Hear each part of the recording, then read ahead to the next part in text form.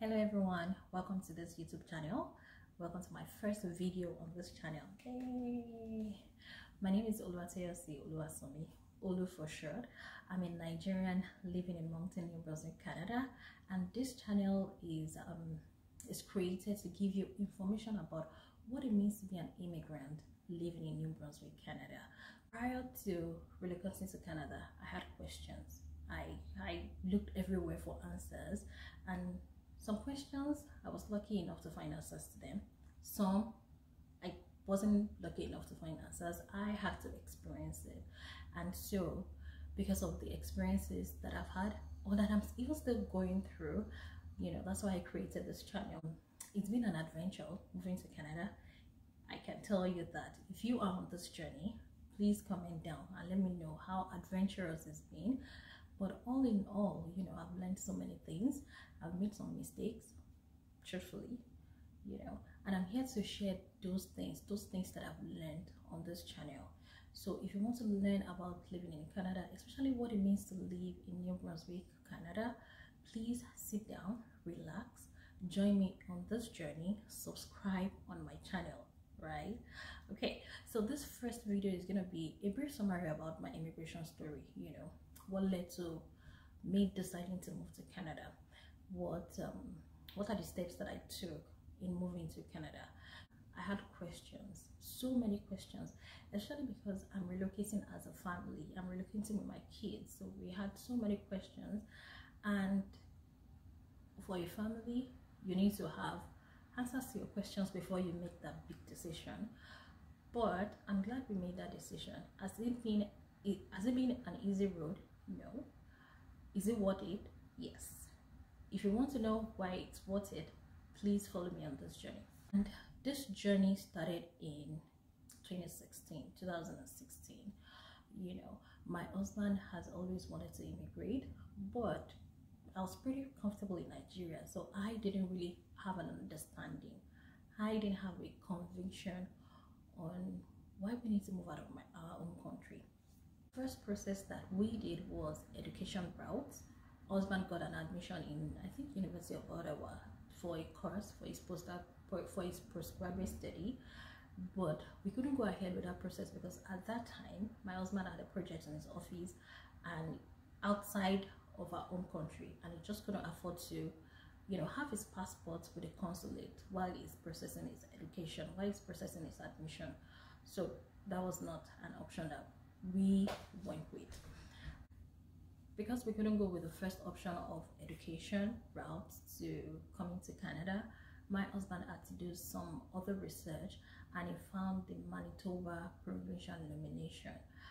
He started the process, and in October 2016 we got a letter to submit our application. We were excited about it. I wasn't still personally convinced about that option, but I still had to follow through. So we submitted the application. In October 2016, I gave birth to my daughter. I had some medical complication with the pregnancy, and as such, I had to travel to United States of America to have my daughter. And while in the US, when I gave birth to my daughter, and seeing the attention to details that was given to my medical history, that started giving me the conviction of living in a country that's going to give me good access to healthcare.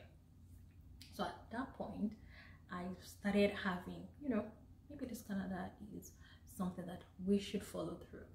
I came back to Nigeria. I resumed my work, and I didn't have a work-life balance with a baby, and it got so bad that that was the conviction that I needed. And that was just the switch that I need. That was the conviction that I need. So I already had two convictions: health and work-life balance. So just like I said, my husband submitted our application for Manitoba in October 2016. I think about in April 2017, our application got rejected, and it was devastating because I already started looking forward to coming to Canada at that time. But we had to go back to the drawing board to see what other options can we explore, and that was when we came across the federal skilled worker program, which is called Express Entry. September 2017, I remember, I think it was 1st of September, we submitted our application and the waiting game began. We waited. In this journey of Canada, one thing I've learned is you have to be patient. Canada will tell you how to develop resilience, how to be patient, how to be hopeful. So anyway, we waited, but even though our application took 4 months, it looked like forever. And looking back now, I'm actually grateful for that 4 months, because while we were waiting, we had the opportunity to do so many more research about, you know, our life in Canada. What do we need to learn? What do we need to know prior to moving to Canada? Because I didn't have a work-life balance, and because I had a little baby at that time, what I told my husband was, you know what, when we are making decisions about which province to leave, it's going to be basically based on your career, because all I wanted to do was leave my home country, go to Canada, start life all over again, you know, have time for my kids, start life all over again. So every decision that we made had to be based on my husband's career, number one, and a city where, you know, I'll have a work-life balance, you know, a city that is friendly enough to raise kids. Basically everywhere in Canada, you can raise your kids anywhere in Canada, right? So when we submitted our express entry application, the city we wanted to go to was Ottawa in Ontario. That's where we chose. However, while we waited 4 months and doing our research, we started having like change of minds to think of, okay, where else can we go to? And we were quite realistic in our expectation, right? We said, when we move to Canada, what if we don't have a job in 1, 2, 3, 4, 5, 6 months? How do we survive? With our proof of fund, what can we live on our proof of funds for 6 months if we don't have a job? And one of the things that came to our mind is, okay, let's go to a city, or let's go to a location or a city that has some metropolitan vibe, but at the same time is cheap. And we concluded on moving to Calgary, Alberta. So even before our application was approved, we had a change of mind to move to Calgary, Alberta. Our application was approved in January. It was like the best day of our lives, and you know, we submitted our passport, we started the process, and in April 2018 we landed in Canada. You know, everything that matters to us in life fits into like maybe 5 boxes. Well, I did some cargo.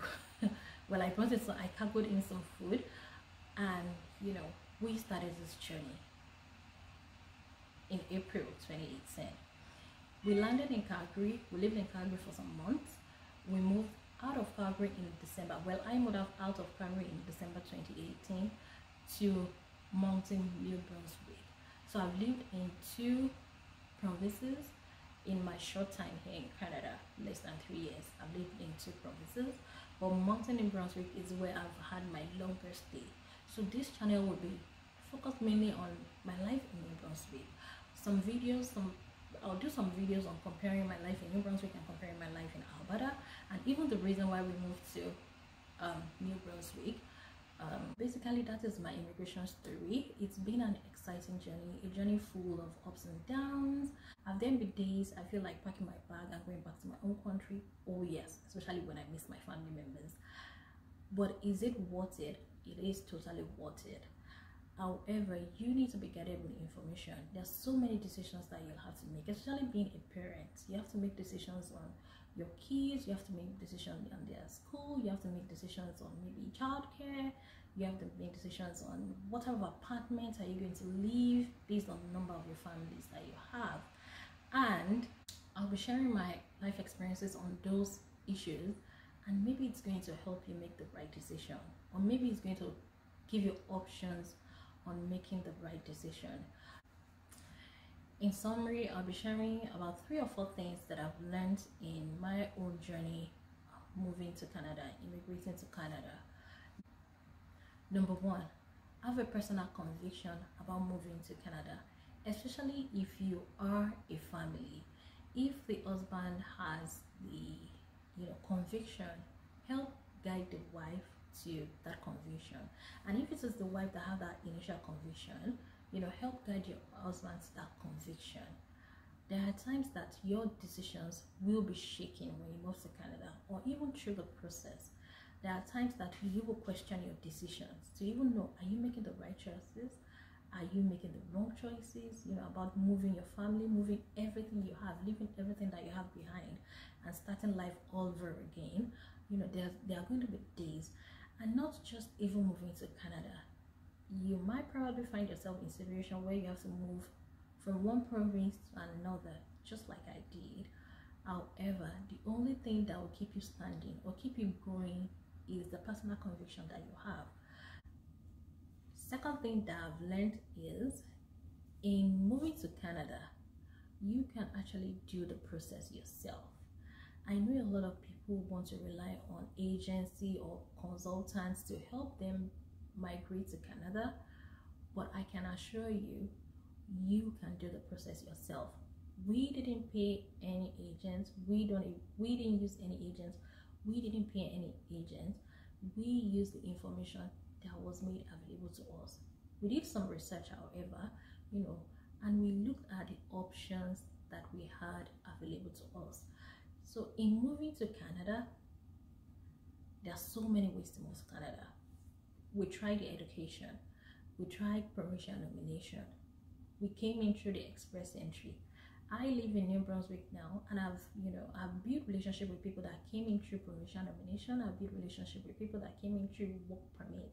There are so many ways that you can come to Canada. Knowledge is power. Do the research, and if you get an agent or if you get a consultant may not know, nobody would know you as much as you know yourself. A consultant may not know your composition, your conviction, what matters to you in helping you making decisions. But if you do the research yourself, you can come up with 3 options and see, what option should I go through? And I tell you, there are so many options. There are so many resources on the internet. There are so many resources here on YouTube where you can find information about how to migrate to Canada. I will be sharing some information that I know as well on this journey, especially how to move to New Brunswick. There are so many opportunities that I didn't even know about until I moved here, and I started living here. That's when I discovered those opportunities. The thing that I've learned in my journey to immigrating to Canada is, you have to be open-minded and flexible. Yes. Be flexible with your decisions, be flexible with your plans, be open-minded. So many opportunities can come up. There are times that we've had to revisit our decisions and our plans based on, finding new information, discovering more information, or as things unfolded. True story, I don't know there was a city called Moncton in Canada until we moved to Canada.